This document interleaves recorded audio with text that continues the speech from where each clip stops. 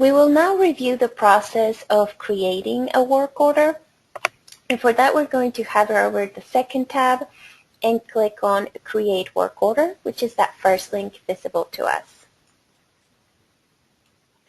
Every time we create a work order or view an existing work order, the first item that's going to display on the screen is the header portion of the work order, where there's an important reminder to always remember to complete the health and safety checklist.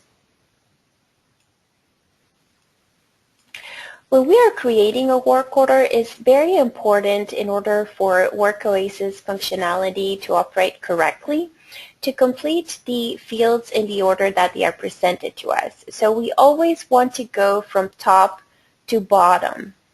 The first field that we're going to select is the work order priority, and that is how fast do we need the work done. Is it something that needs to be done today, tomorrow, or is it feasible to have it done within the next 72 hours? So we're going to make a selection there. Then we're going to select the work order type. In most cases, the work order type that you will be selecting will be a request.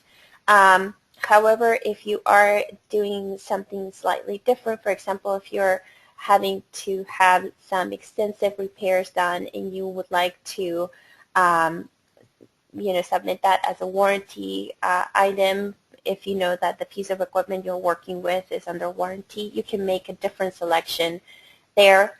But right now we will simulate some electrical repairs needing to be done at our store.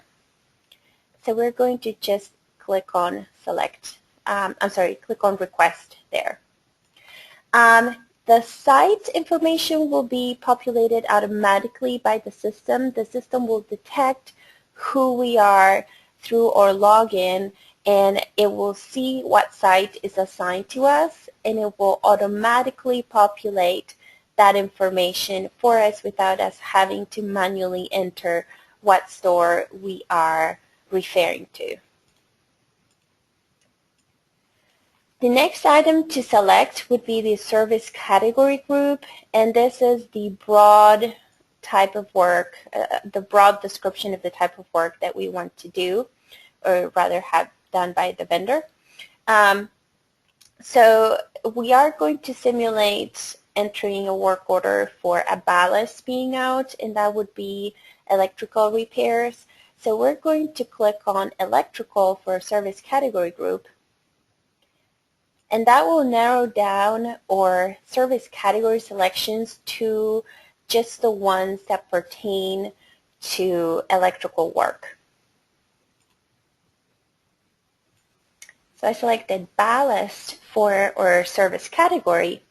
And as you can see, because we completed all of the previous fields in the order that they were presented to us, meaning that we're completing this work order from top to bottom, the system was able to automatically select our default vendor for the service category, and it already populated it for us there.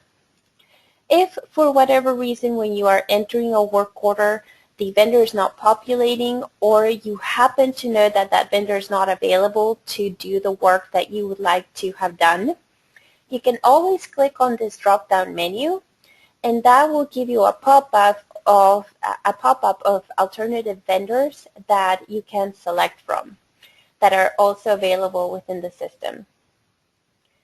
However, in most cases, the default vendor will be the correct selection, so you do not have to make a manual selection if the default vendor is populated for you and you know that that vendor is available to do the work. The next item to make a selection on would be the equipment. And for a ballast, you would not have a specific piece of equipment to select, so you would just click on Building Interior. But if, for example, we were trying to have some repairs done on the cart system, we could just type the word cart, and that will narrow down the list of equipment to just the items containing the word we are typing.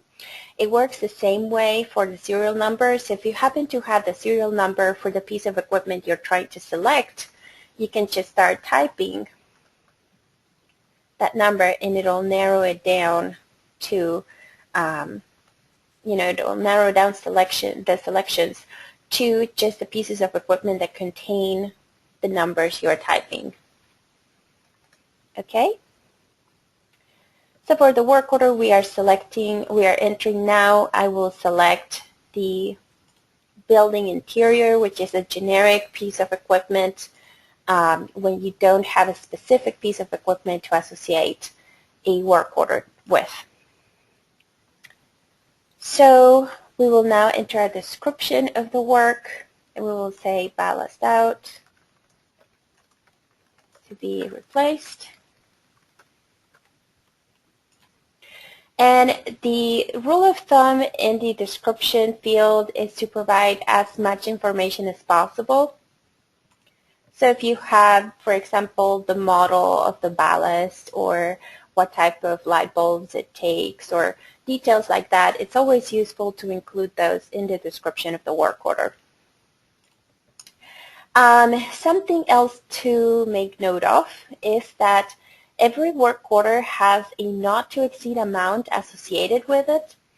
That value is pre-populated by the system. You do not want to make a change to that value. You want to leave the default value entered by the system when you make a service category selection.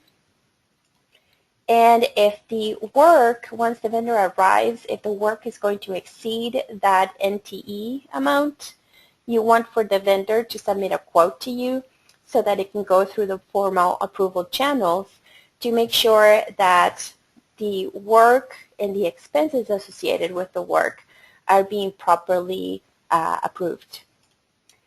The last item to make note of would be this Choose File button at the bottom.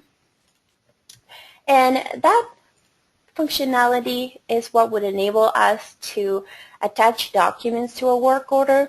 So if you have, for example, some pictures of the, let's say you have a piece of equipment that needs to be repaired and you would like to send pictures of that piece of equipment to your vendor, you can use this functionality to submit those pictures, and those pictures will be associated with the work order and they will always be retained within the system, so they will always be visible to anybody accessing the work order. And we are now fully done completing all the fields that are available to us. And we can click on Create Work Order. And that will dispatch our work order to the vendor that we selected.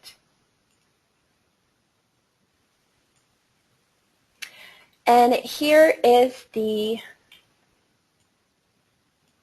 other view of the work order. Once it has been created, this is what it will look like. And in the status portion, we can see that it has been sent to the vendor and it's awaiting acceptance by them. Next, we will review the other portion of the life of a work order, meaning having the vendor accept it, having the vendor check in and out, having the vendor complete it, and then signing off to allow for the vendor to invoice us on that work.